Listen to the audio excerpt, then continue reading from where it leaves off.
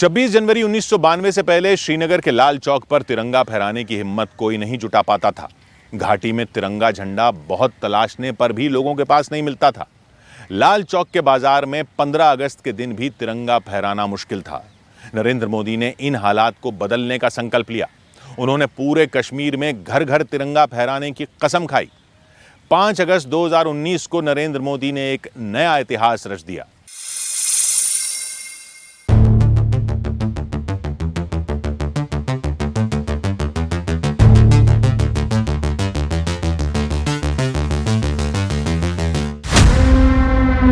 पच्चीस जनवरी 1992 जम्मू। एकता यात्रा जम्मू पहुंच गई थी।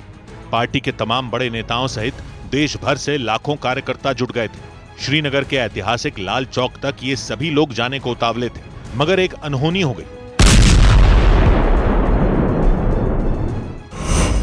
25 जनवरी 1992 को श्रीनगर में जम्मू कश्मीर पुलिस प्रमुख के कार्यालय में एक जोरदार बम विस्फोट हुआ। तब के पुलिस प्रमुख JN सक्सेना के साथ 5 आला अधिकारी बम विस्फोट में घायल हो गए। एकता यात्रा के तय कार्यक्रम में बदलाव को लेकर मंथन शुरू हो गया। उस पूरी रात नरेंद्र मोदी को जागना पड़ा था। जम्मू में अटल बिहारी वाजपेयी ने ऐतिहासिक भाषण देकर लाखों कार्यकर्ताओं को श्रीनगर जाने से रोकने की कोशिश की। तो पूरी रात में मुझे नहीं लगता मोदी जी कोई 10 मिनट भी सो पाए होंगे। पूरी चिंता, पूरी व्यवस्था किस प्रकार से कैसे निकलेंगे, क्योंकि जम्मू कश्मीर को लेकर पूरे देश के लोग ये चाहते थे हम सब जाकर तिरंगा जो है लाल चौक में चढ़ाएंगे, और इतने बड़े लोग और वहाँ लेकर जाना रिस्क से खाली नहीं था। क्योंकि आतंकी हमलों और पड़ोसी दुश्मन देश से बरस रहे बारूद के बीच एकता यात्रा को श्रीनगर पहुंचना था। लेकिन जब मुरली मनोहर जोशी और नरेंद्र मोदी ने लाल चौक पर कदम रखे तो दृश्य देखने लायक था। नरेंद्र भाई मोदी जी का जिस प्रकार उन्होंने उस व्यवस्था को संभाला, जोशी जी के लिए यात्रा वहां पहुंचे, तिरंगा वहां चढ़े, ये हमारे लिए गौरव का विषय था। जबकि पूरा देश का नेतृत्व यहाँ पे जो गवर्नमेंट थी, जिस समय की सरकार थी, वो नहीं चाहती थी किसी प्रकार की भी जाए। लाल चौक पर तिरंगा फहराकर आतंकियों और अलगाववादियों का भ्रम नरेंद्र मोदी ने तोड़ दिया। कश्मीर में सुरक्षा बल का मनोबल भी एकता यात्रा ने बढ़ाया। कश्मीरी आवाम का भारत में भरोसा बढ़ा।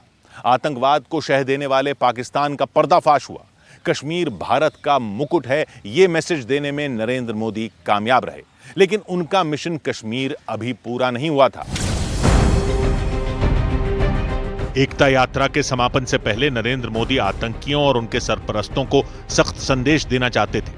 उन्होंने दुश्मनों को जो जवाब दिया था उसका जिक्र एक बार संसद में भी हो चुका है।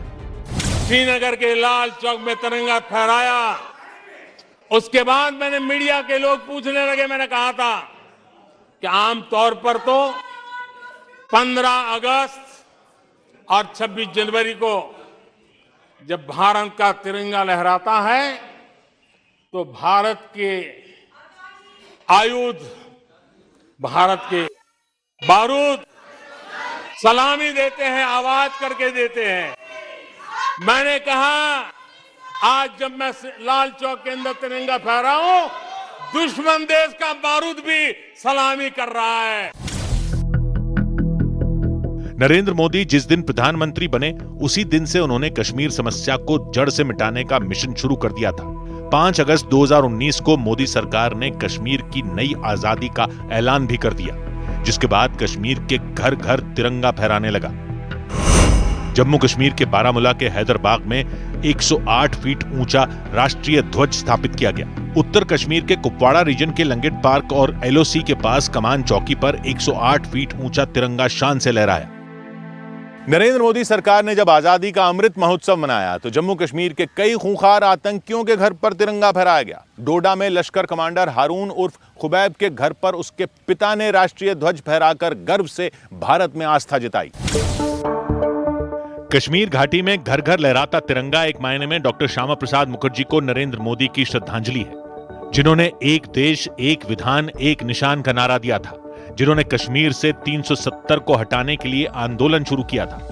जिन श्यामा प्रसाद मुखर्जी ने कश्मीर के लिए प्राणों का बलिदान दिया, उन्हीं के नक्शे कदम पर चलकर नरेंद्र मोदी ने राष्ट्रीय एकता का श्री गणेश किया। नरेंद्र मोदी उसी ऊर्जा से राष्ट्र निर्माण का अभियान चला रहे हैं जिसका जिक्र डॉक्टर मुखर्जी किया करते थे। डॉक्टर श्यामा प्रसाद मुखर्जी कहा करते थे, कोई भी राष्ट्र सिर्फ अपनी ऊर्जा से ही सुरक्षित रह सकता है। मैं डॉक्टर श्यामा प्रसाद मुखर्जी का पुण्य स्मरण करता हूं, उनको नमन करता हूं और आदर पूर्वक श्रद्धांजलि अर्पित करता हूं। पीएम मोदी पर न्यूज 18 की खास सीरीज जारी है। कल रात 10:15 पर देखना ना भूलें।